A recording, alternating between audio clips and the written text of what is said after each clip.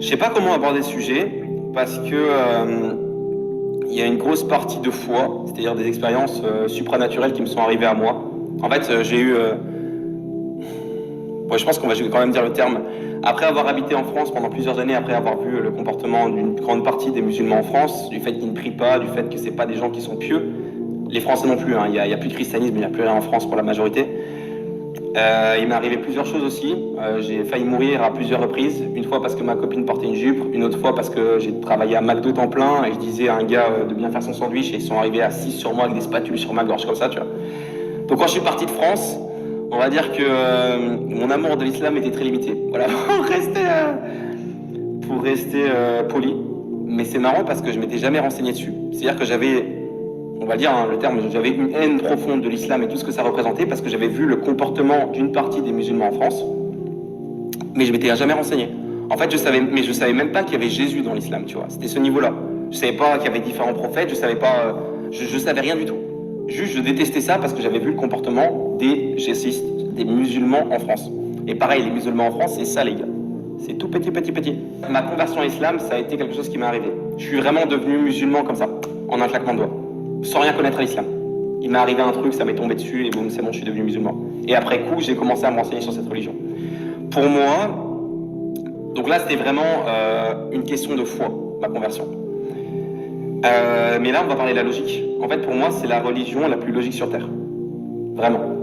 Parce qu'en fait, ça correspond à ce en quoi je croyais avant ma conversion. C'est-à-dire que moi, j'ai toujours cru en une divinité ultra puissante qui a tout créé. L'avant, l'après, l'infiniment grand, l'infiniment petit. Pour moi, Dieu, c'est pas le Dieu des humains, en fait.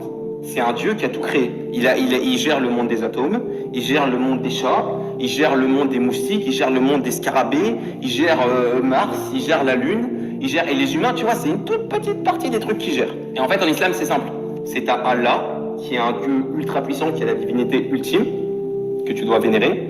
Et en dessous, tous les prophètes, tous les messagers, c'est juste, c'est ça en fait, c'est des messagers. Donc Jésus, Adam, Mohamed, c'était le dernier messager, paix soit sur eux. Ibrahim, Suleyman, c'est tous des messagers. Et en fait, le christianisme, c'est ça la différence entre l'islam et le christianisme. En fait, la différence, elle est assez subtile.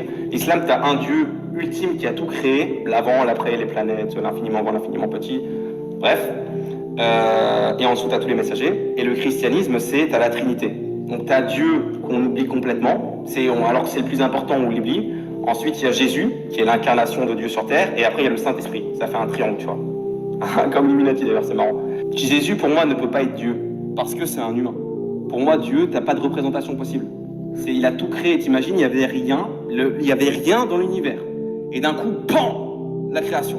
Les planètes, l'avant, l'après, même le temps. Le temps, pour nous, ça paraît quelque chose de logique, tu vois, les minutes, elles passent, les heures, elles passent, les jours, ils passent. En fait, non, le temps, pareil.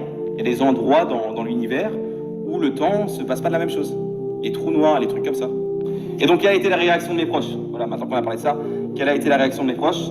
Plutôt de la surprise par rapport à ça. Il y en a, à mon avis, qui ont cru que... Je pense qu'il y a une partie qui a cru que je m'étais converti à cause de ma femme, puisqu'elle est musulmane pratiquante. Enfin, elle a commencé à pratiquer à partir du moment où je me suis converti, vu qu'elle priait plus. Il y a eu de la surprise. Il n'y a personne qui m'a jugé ou quoi que ce soit. Ou peut-être dans mon dos, j'en sais rien. Mais plutôt assez ouvert par rapport à ça. Puis j'embête personne, en fait. En fait, c'est surtout ça, c'est quand t'as ta foi, quand t'as ta religion, tu dois pas l'imposer aux autres. Parce qu'en fait, essayer d'imposer un truc, ça marche pas. C'est comme à l'école, c'est quand on te dit de faire tes devoirs, t'as pas envie de les faire. Voilà, c'est exactement pareil. C'est la religion, la foi, pour moi, tu la propages avec ta façon de te comporter. Si jamais les musulmans en France se comportaient super bien, regarde par exemple les Asiates. Pourquoi on aime bien les Asiatiques? Parce que quand ils arrivent dans un pays, ils se comportent super bien. Ils sont calmes, ils se battent pas, ils foutent pas trop le bordel, ils font leur petit business et ils travaillent comme des acharnés. Donc ouais, on les aime bien. D'ailleurs, le comportement exemplaire, c'est quelque chose qui est très important en islam, dans le christianisme aussi d'ailleurs.